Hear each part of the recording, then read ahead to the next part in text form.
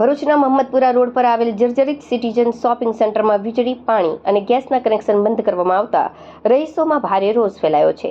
મૂળભૂત સુવિધાઓ અચાનક બંધ થતાં અસરગ્રસ્ત પરિવારોને ભારે હાલાકીનો સામનો કરવો પડી રહ્યો છે.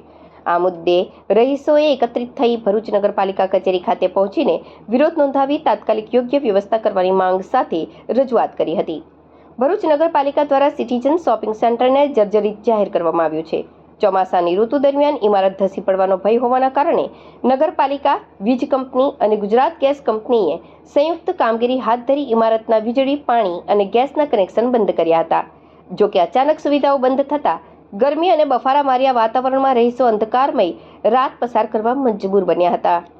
રહીશોના જણાવ્યા મુજબ કોઈ વૈકલ્પિક વ્યવસ્થા કર્યા વિના લેવામાં આવેલા નિર્ણયથી દૈનિક જીવન પર ગંભીર અસર પડી રહી છે.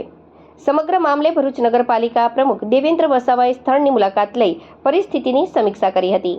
તેમણે રહીશોની સમસ્યાઓને ધ્યાનમાં રાખી યોગ્ય ઉકેલ લાવવા માટે જરૂરી કાર્યવાહી કરવાની ખાતરી આપી હતી.